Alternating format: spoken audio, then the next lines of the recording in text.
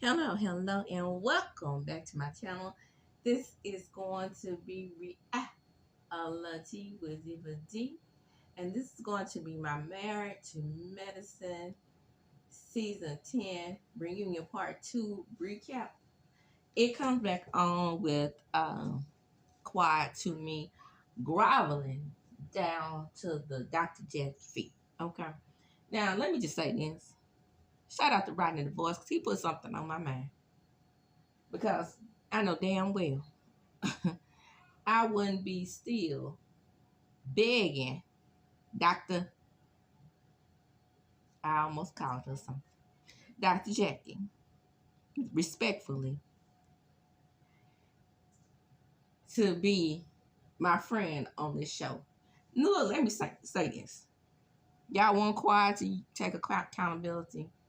Everybody on that stage have said Quiet needs to take accountability.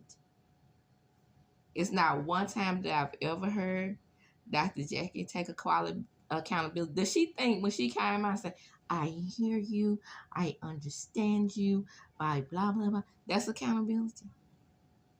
Have they taken accountability for dragging Sweet Tea this whole season? Toya, have you taken accountability for really, in a way, pushing Quad to be the way she is about you? Let's think about that thing now. If you really watch the show, Quad was always Latoya's if nobody else's friend. Y'all got on that stage. I can see it plain as day in my head. The woman was saying this man was abusive to her, and everything, only thing that y'all could come up with was, ooh, girl, if you don't work it out, ooh, girl, I don't think she ever loved that man. What does that have to do with him putting his hands on her? Tell me. Are you supposed to stay in an abusive marriage just so you can stay on the show? Now, Quiet, I'm going to get on you for a second. Now, I don't know what it's like to, get a salary where it could take you into the $1 million salary range. I don't know what that's like. So I can't judge you on that. But it'll have to come a point to me where I just have to throw deuce and say, mucky. That's just a Scorpio in me, honey. But, all the same time, like I said, I hadn't ever made that type of salary to make me want to grovel at somebody who been dragging me all up in the press. And the killing part about Dr. Jackie especially is that she has had her moment in the press and she's sitting up there talking to you about Yoshi. As if she's not in the position that you are in currently, but not just the cast, but the American public. Child, I can't make this stuff up. Now, after she grovels to Jackie, she goes in there and does the most ridiculous groveling that I have seen her do up until this point. She talks to the very crocodile mouth person who just got through bringing up a tragedy in her family. Now, this right here made me want to run that Shakita banana dress up off her and snatch it and pull it off from under her feet and drag her back to that damn couch or wherever they were supposed to be eating lunch at, sitting up in front of these two women acting as if you not a queen yourself. Oh, Quadria, you made me upset begging this help. I believe you. I receive it. Saying the same little line. I happen. This is what I know. I watched it back. I happen. You were there for me. But she just got through making a statement that would have made me jump up and knock her ass out flat on her feet. And I know you wanted to do it because you were sitting there, your mouth was moving. Girl, where is the Tennessee? Where is the Tennessee in you?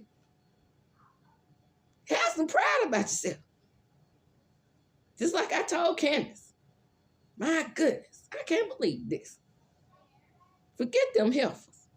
And yeah, go on your show. Like I said, let me go rewind that back. I did say that I don't know what it's like to get a salary that'll take you upwards to $1 million, and you probably do have like a 6-figure home that you're living in. So I understand that. Because, you know, most of the things that you're doing is not sticking. However, I do think you are actually good on TGIF. So what would be wrong with having 2 women and, excuse me, Al, instead of the other way around? We had 2 men before. So we get to Sweet Tea a little bit, and Sweet Tea still says that, you know, she is she had her surgery, so things are going better. As a sufferer from endometriosis, as these endometriosis police are out there talking about, I quite know that it's hard to diagnose. It took me years, just like they were saying. However, and I know I've said this before, however, I'm saying when she went into his DMs and said she could give him what he wants, my point is there, not the discovery of the endometriosis. I understand that. But again, I say there were signs to indicate that maybe she would have issues with fertility. If you bleed a lot when you're having your cycle, that's an issue that may interfere with your fertility. I remember my friend, one of my best friends I grew up with, she is a nurse.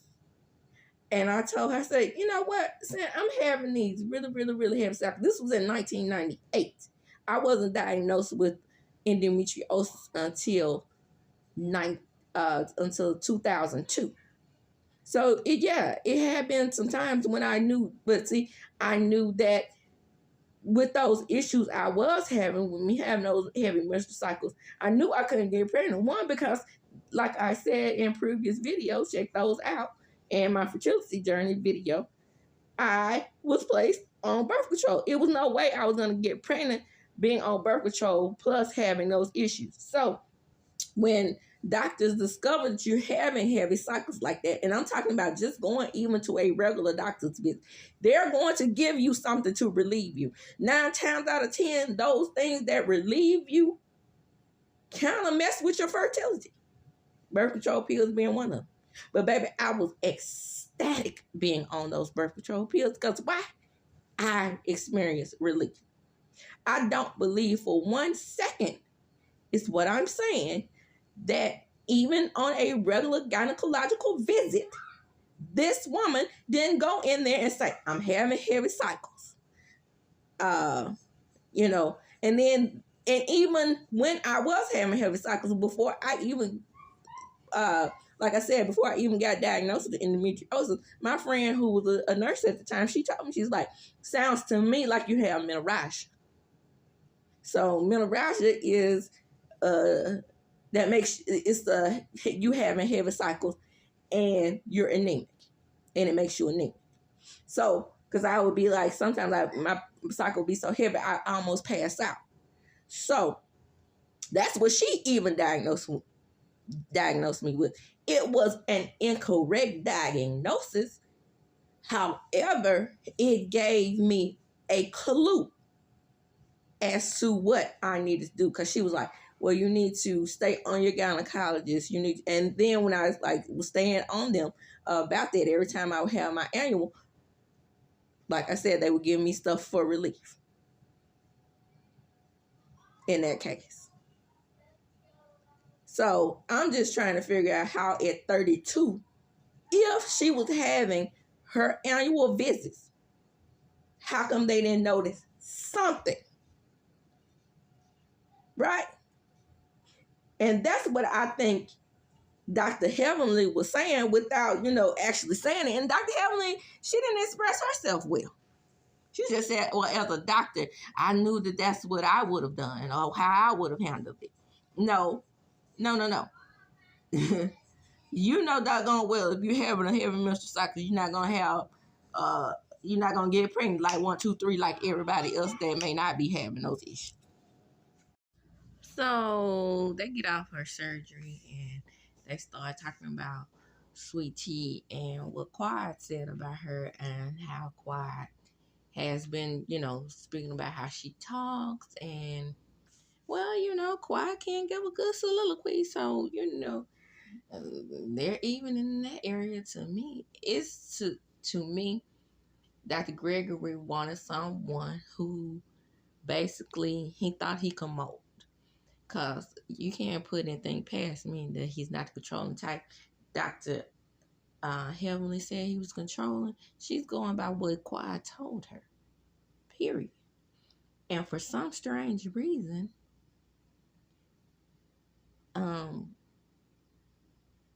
Sweet Tea piped up with Quiet and said, well, you need to stay out of our marriage. And then you're like, well, darling, you can't speak. You can't speak of what the people told me, baby. You can't speak to my experience. And she is right because, her experience is her experience in their marriage. Now, to me, when a man is controlling, he stays that way. Nothing much change. Shout out to Erica down there row about the Yelp review. You better check those Yelp reviews and nothing much changes about. And then they were talking about Sweet Tea Fashions, about how she get her name brands from the African man in the back of the trunk. Look, let me tell you something. Couldn't nobody wear a Manolo blunted like the girls over there on Sex and the City. But baby, those Sex and the City girls went to LA and they were buying those Prada purses. Remember that episode when they were buying those Prada purses and Jimmy Choo shoes out the trunk? The high-end girls do it too. It was all Samantha's idea.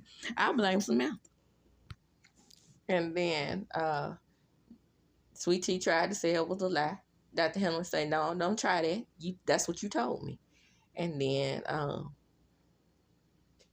and it's asked Quiet, was she her too? It came across my desk. And she had another nerve to tell Quiet to move on. He's the one who came back to the show. I ain't even sure if he married you to get back on the show or not. I mean, you probably cool and whatnot. But he saw Ian back on the show too. Dr. G loves attention. He's an attention whore, little peanut head joker. So then they acted as if Quiet was the only person who said she didn't fit the group. She don't fit the group to Quiet, especially because Quiet is in a love triangle. Baby, say what you want to say, Sweet Tea, that Dr. Gregory has moved on. That man is completely shook when Quiet comes in the building. That was his first wife. And sometimes when a man has a love for a first person, that type of love that he had for her, yes, it was toxic. Yes, it was. But at the same time, it's something about her that draws him to her. I see it in his eyes, baby.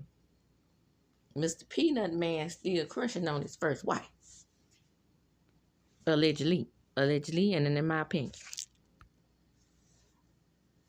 Dr. Jackie sitting on her soapbox, trying to side with Sweet Tea, and she says something just as hypocritical as she normally says. Well, it is hard to diagnose, especially with Black women. Talking about the endometriosis. I don't know if I said this in the previous video. I'm chopping these videos up because my kids are here. What does that mean? I keep getting interrupted, so I'm not going to go back and replay what I said previously, but I just wanted to make sure that I put emphasis on her being a contradictory hypocrite. So they start talking about ages, and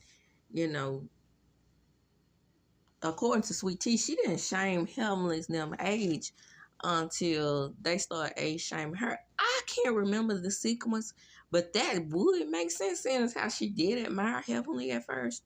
And then Heaven's like, yeah, her husband is how old is Dirk? He wanted to marry him a child bride. No, child bride is not 32. Shout out to Crystal over there on Real Housewives of Beverly Hills.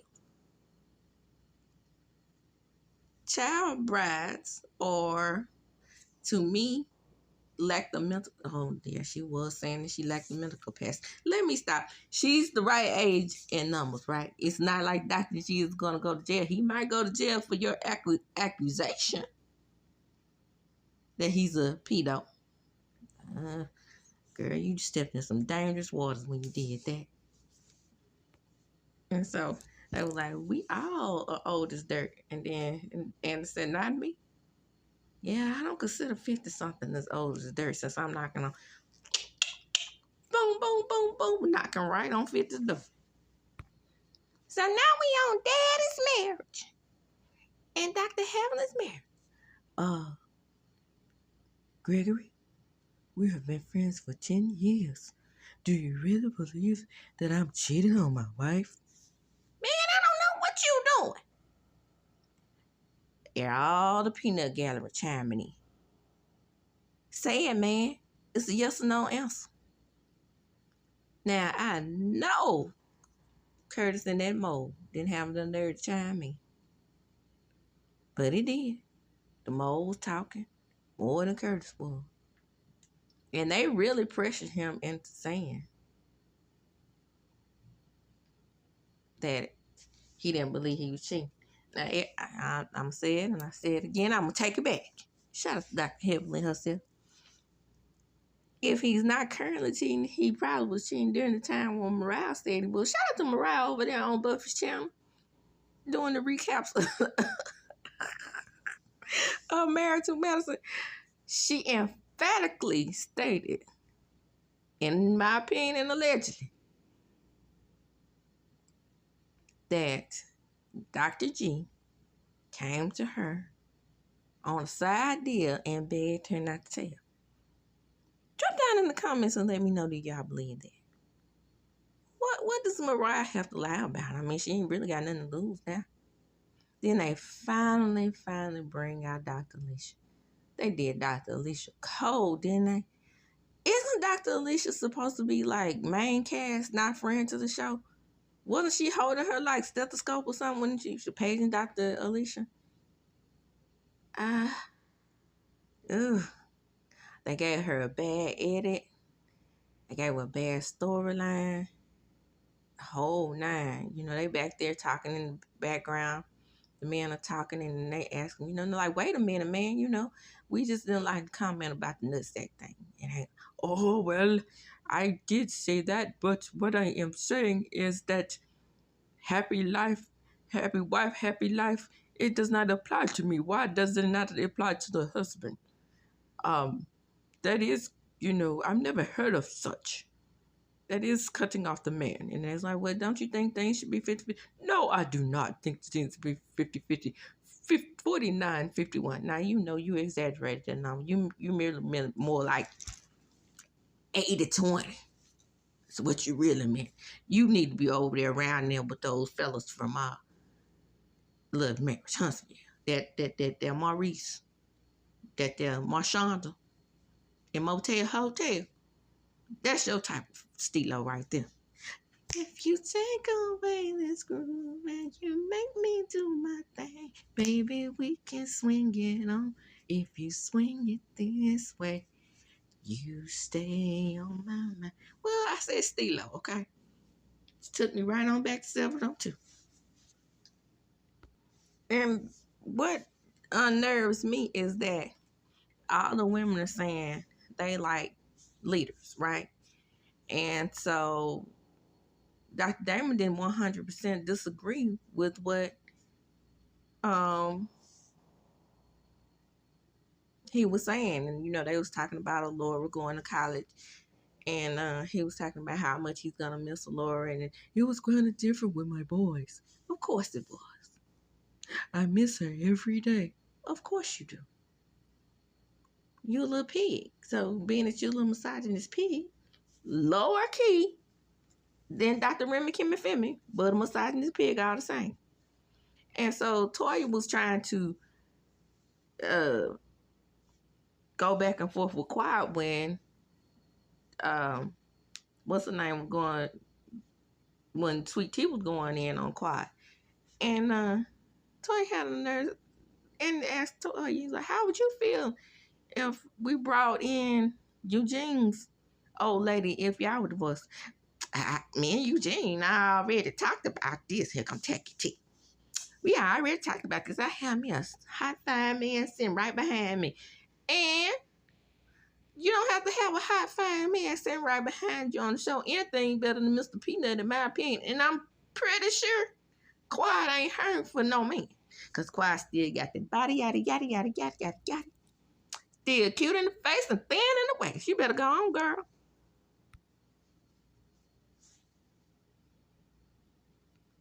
Back to Dr. Alicia. I love my husband.